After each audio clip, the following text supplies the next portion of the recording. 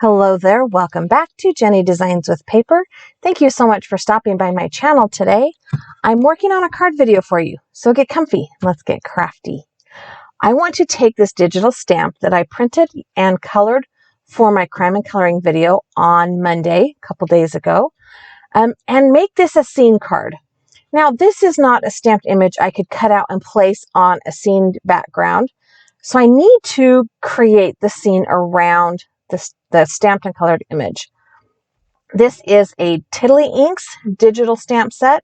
Go to their website, look for DigiStamps, and download it to your computer. I can't remember if this was a free one or if it's one I paid for, but super cute.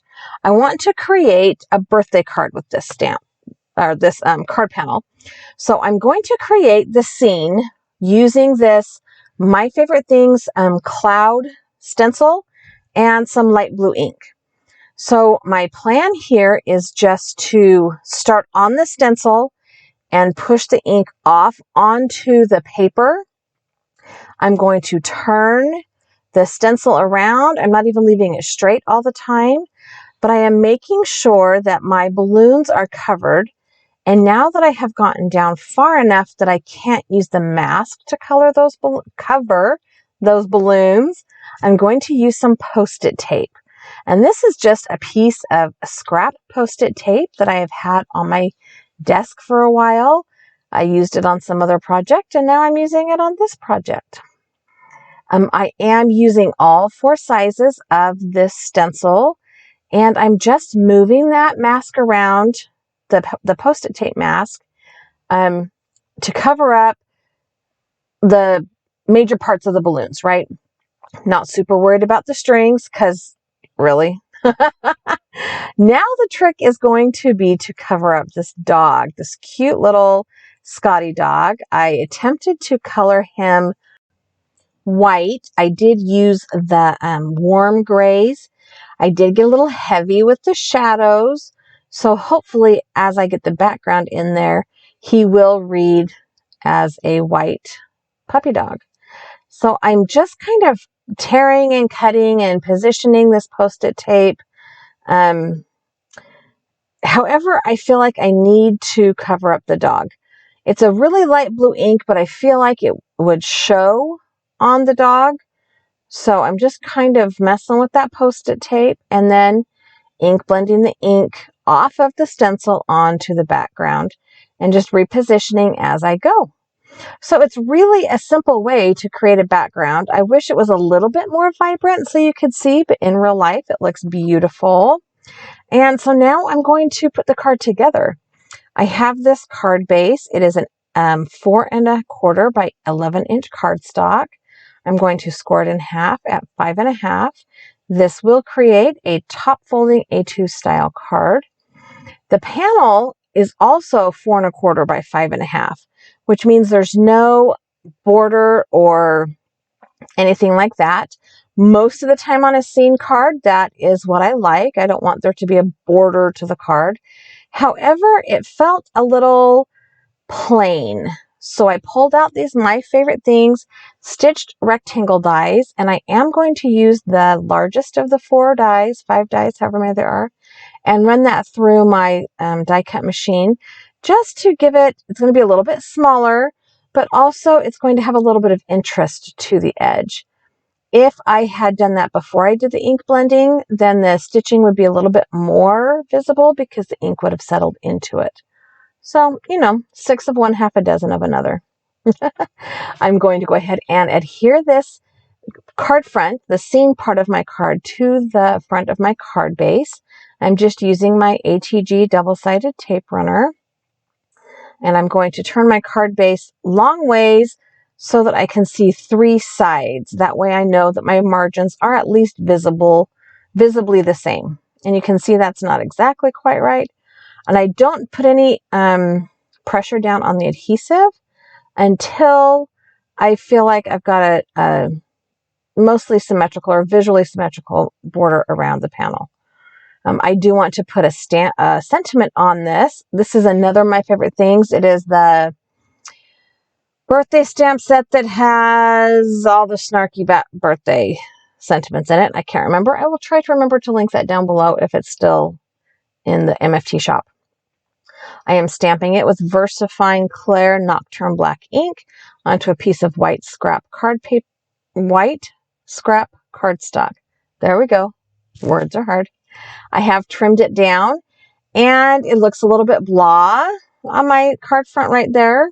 So this is my scrap bin. I have quarter pieces of cardstock in the back, divided by colors, and smaller than card front size or smaller than quarter size sheets of cardstock in the front, also divided by colors. And I'm going to use my double-sided adhesive to tape my sentiment down and then trim it out. My camera was too zoomed in, so you couldn't see it anyway. And I like that. It says, "Get your party on." I feel like that kind of went with the whole dog flying through the air thing with balloons, right?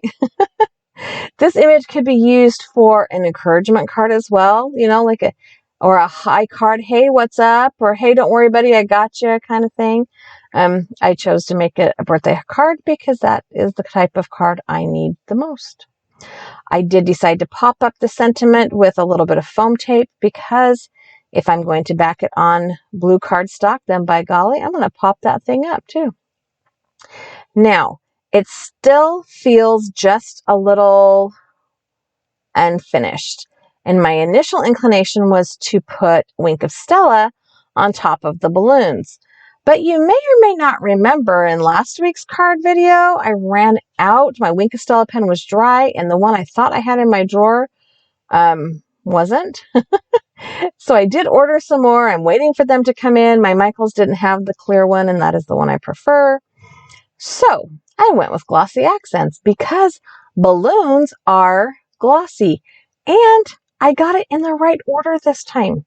I didn't put the glossy accents on before my card was finished. So winner, winner, chicken dinner. For the balloons and the glossy accent, because the red balloon is behind the other two, I am not going to make the shape of the glossy accent the whole shape of the red balloon. I'm going to do what's sticking behind the balloons. Now, the image wasn't actually drawn that way. I just opted to color it that way. I've watched Kelly Taylor do balloons, and I like how she makes them transparent, so I'm trying to get as good at her at that. Get as good as she is at coloring transparent balloons. Wow, that was not coherent English at all. Sorry. I did put a regular, not super thick, regular kind of layer of glossy accents on all three balloons. The yellow balloon, I did take the glossy accent all the way to the original stamped edge. And the blue balloon, wow, that's a tongue twister. You can see it is slightly behind the yellow one as well. So also on the glossy accent, I just took it with the original stamp line. That way, that transparent, the transparent part of the balloons still reads how I colored them, I hope.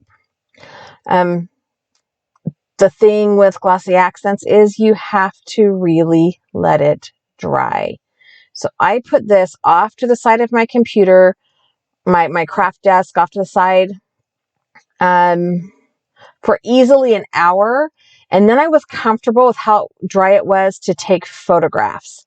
I won't mail this for easily 3 weeks. And look, I'm zooming in there so that you can see the glossy accents. It's not quite dry. It's still a little bit milky.